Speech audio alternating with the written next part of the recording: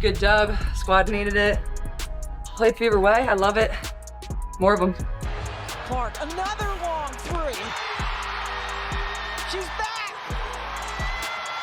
All right, basketball fanatics, grab your popcorn or your stressed ball, depending on your team allegiance. Because what a game we just witnessed. The Indiana Fever, yes, the Indiana Fever just slapped the New York Liberty's undefeated streak right into next Tuesday. And folks, I'm just gonna say it, no apologies, no regrets. Caitlyn Clark is the best basketball player in the world. Period. Full stop. Mic drop. Caitlyn Clark.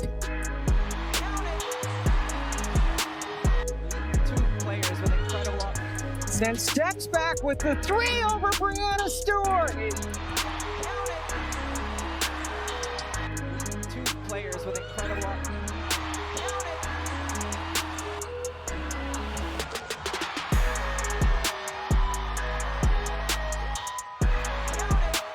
I've seen a lot of basketball in my day, probably more than is healthy, frankly. And this woman, she's the difference maker. She's the needle mover. She's the face of basketball right now. And if you can't see that, I respectfully suggest you might need a new pair of glasses, or maybe just a general checkup. The Fever, bless their hearts, were, let's be honest, struggling. Like, my team is so bad, I might start watching paint dry struggling. Playmaking, non-existent. Pacing, more like snail's pace. But then Queen Caitlyn steps onto the court, and in the first quarter, she made 3 threes in 38 seconds.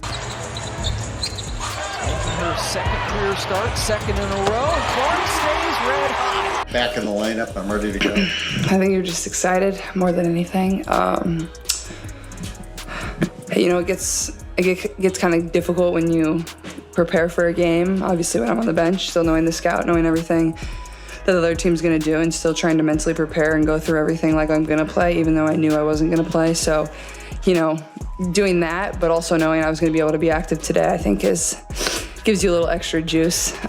So I'm certainly excited just to get back out there, get playing, and really good opportunity for us at home here, coming off of a loss. So it's a big game. I'm not gonna lie, I was legitimately levitating out of my seat. My internal monologue was basically a string of incoherent noises.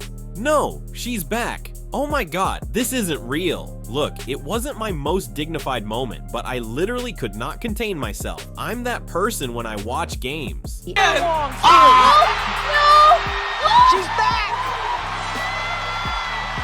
Oh my god! This isn't real. Right side. Now come back. There was this one glorious moment where Brianna Stewart, bless her heart, gave Caitlyn a zip code of space, and Caitlyn just launches it from the logo. Stewie just kind of laughed about it afterward, like, yep, that just happened. I loved that. I was actually live with Venom for our watch party today, and the chat was absolutely buzzing. If you ever want to join a live reaction where my sanity might be questioned, you know where to find us. But hold up, let's give credit where credit's due. The New York Liberty played really well too. But here's the thing about the Indiana Fever. It's like BC, before Christ, except it's BC, before Caitlyn. You've got the Indiana Fever before Caitlyn, and the Indiana Fever after Caitlyn. She is 1000% the difference maker. She makes this team look like a legitimate contending team, which, after watching them without her, is frankly shocking enough to make me spill my coffee.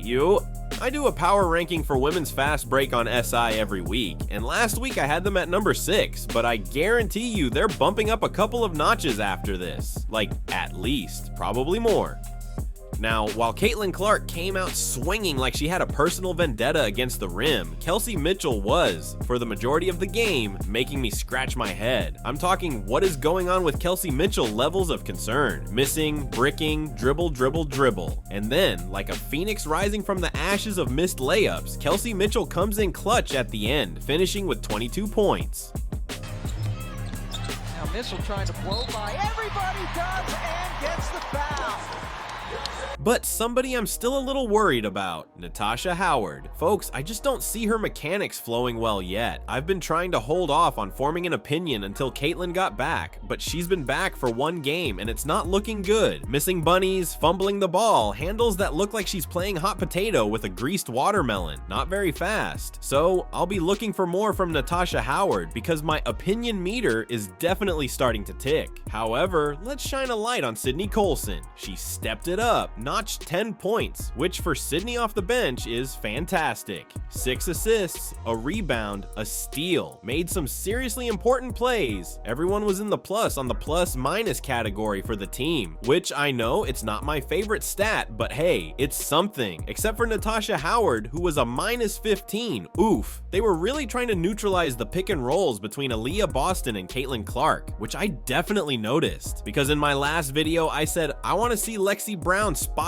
up at the 3. I love how she's been driving into the paint, getting better at that, and she's become super pesky on defense. But the stats from why the Fever have been losing, their 3-point percentage, they weren't shooting them, so I said more threes, more pick and rolls. Lexi, get to that 3-point line. And guess what? We saw Lexi spotting up at the 3-point line, and she drilled 3 out of 4. Clip Lexi Brown hitting 3-pointers from the wing, followed by a celebratory reaction from her or the bench. Her field goal percentage was an impressive 50%. She came away with 14 points. But I gotta tell you, as much as I love Lexi, she missed some easy layups. I don't know what was going on with the layup game with the Indiana Fever tonight. Between her and Kelsey Mitchell, they were missing layups that are frankly inexcusable. We're not talking about contested acrobatic layups here. We're talking about wide open bunnies. They both did pull it together in the end though, so I'm happy about that because the whistle was definitely not in their favor. The Fever only went to the free throw line 16 times compared to New York's 30. Brianna Stewart, who, let's be real, is a master of drawing fouls, had 24 points, 10 of them from the free throw line.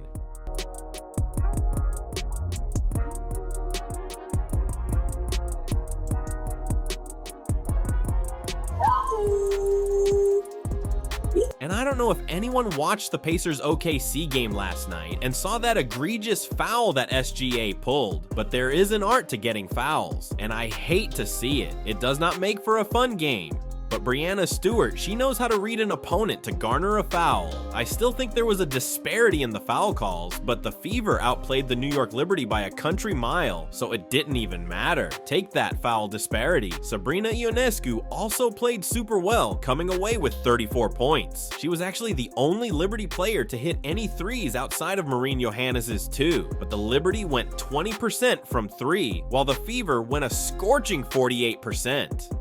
And I'm telling you, when I look at these stats, 3-pointers are making all the difference in wins and losses in the W this year. This win actually puts the Fever at the top of the Commissioner's Cup standings for the Eastern Conference Finals. It's a breath of fresh air for so many WNBA fans, especially Fever fans, who have been enduring some pretty lackluster play. Because if there's one thing Caitlyn Clark does, it's she makes things cinema. Natasha Cloud was playing some pretty good defense on Caitlyn, and a lot of people were calling her the Caitlyn Clark stopper after the last game, but in this outing she only had 5 points. She did have 6 rebounds and 5 assists, and I saw her make a lot of good plays, but she was just chucking all night. Only one made bucket. The rest came from the free throw line. In the post-game interview, Sabrina Ionescu herself said, clip Sabrina Ionescu post-game quote about basketball being a game of runs and giving Caitlyn too many easy ones. Basketball is a game of runs. The same way we go on a run, they do as well. They're a great team. I think we gave Caitlyn too many easy ones. She has great range. On a personal level, I'm happy to see her out there on the court and feeling good.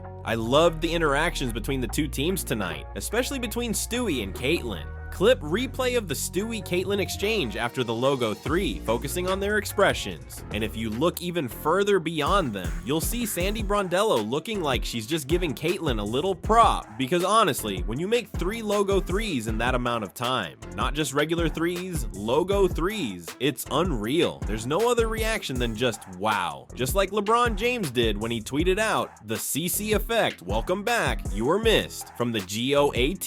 I mean, Caitlyn Clark had people flying in from Hong Kong to see her play, and they addressed it in the post game. Understand that basketball is a game of runs, and not being able to just give up in those moments. I think, especially in that run, our bench came in and provided some really, really good minutes. Really just proud of, Sophie coming back, being able to contribute like she did, plus 31 tonight. She was a big part of that run. So I think just being able to trust 1 through 11, 1 through 10, that we're gonna go out there, have each other's back, and we're gonna work through those tough times, because New York's a really good team. They're gonna go on runs. They're gonna have those moments where we can't stop them for a period of time, but it's how do we fix that? How do we change that momentum? And just really proud, of our group for staying with it. Reporter. Congrats on your great performance. I just want to let you know you have a huge fan base in Hong Kong. Caitlyn, oh, I appreciate that. Hopefully I'll get there one day. Reporter, and today there are 5 Hong Kong fans. Caitlyn, it's incredible to see the type of reach that we can have and how much people love basketball across the globe. So that's really cool. So if you know them, tell them I say hello and thanks for coming as well. And just to continue my Lexi Brown most improved player agenda, because I'm not giving up on this. She is averaging career highs in rebounds per game, points per game, and assists per game. Lexi, just clean up those layups, please. You're allowed to have an off game though, because she is on fire this year. The fever in this game, obviously, were Caitlyn Clark. Statistically, it's their 3-point shots made. They had 19 fast breaks compared to a crazy deficiency in previous games. They were able to neutralize Aaliyah Boston in her pick and roll, but hey, we're talking about the New York Liberty, the defending champs, so if anybody was able to neutralize that, it would be them. And finally, Caitlyn Clark received her first tech of the season. Remember people, Caitlyn Clark promised Stephanie White to only get 2 techs for the season. They've limited the amount of techs you can receive before being suspended. It used to be 6. Now it's 8. I don't know if that has anything to do with her promise, but now she's 1 tech down, 1 tech left. And it was kind of a dumb tech. There was an obvious foul on Boston, and Caitlyn went up to the ref and said, "Are you kidding me?" And I get it. You can't really talk to the refs like that. People do it all the time in the WNBA. They don't really get called for it often. But hey, what can you do? But as far as 3-pointers go, they set a franchise record with 17 3-pointers in a game. And I think the moral of the story is, welcome back, Caitlyn Clark. You are insane.